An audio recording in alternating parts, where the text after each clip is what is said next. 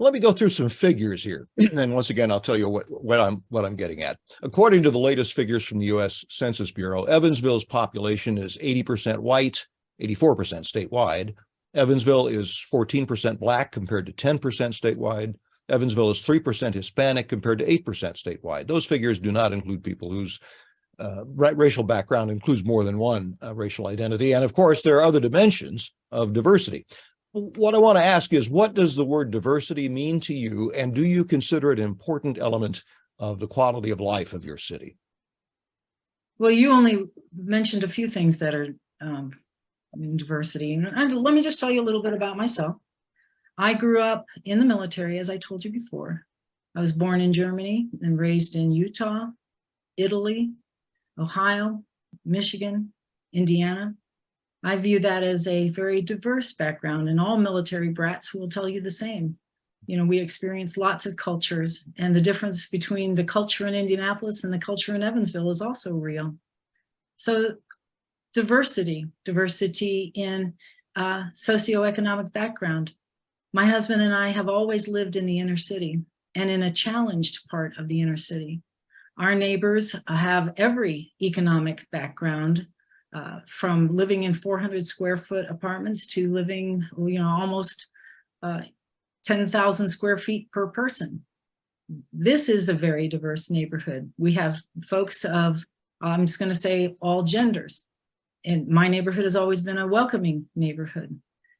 In my neighborhood, we have lots of kids who go to public school and lots of kids who go to religious school and lots of kids who go to school that are private with no affiliation. That's a different kind of diversity as well. So diversity between big business and small business. Whether you're working with a corporate mindset and you've got an allegiance to a large company that you go to work there every day, or if you're a mom and pop struggling to set up or continue, as we do have here in the neighborhood, some of the greatest taco trucks in the country. You should come down to the neighborhood. And we also have an ice cream stand that sells burgers that probably does more business per square foot. And I think it's on a 30 by 40 foot lot. So we have everything here in diversity. So I really don't like the modern concept that diversity is something new. Diversity is something that we've always had. And I respect that and have lived it my entire life. Everyone contributes to a community, and we ought to reflect upon that and make sure that everyone is included. We're almost done. Also on the subject of diversity, is there anything about your religious beliefs that would make it difficult for you to represent or even interact with any member of your community?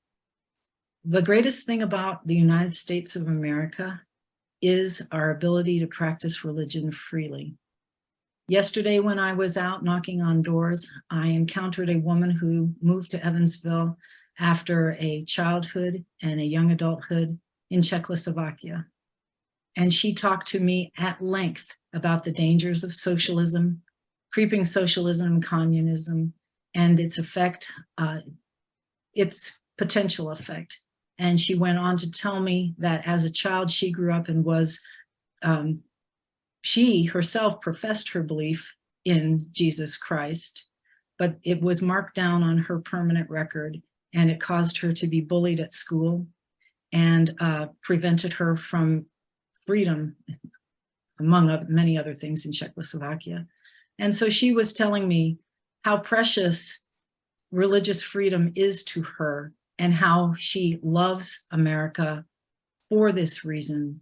And she is planning to vote in the primary and vote for me because she thinks that we are not being very aware as a community of what we stand to lose. And one of those things would conceivably be religious freedom. So I can't imagine in the United States of America why anyone's religion would hold them back. And I will fight to make sure that it does not.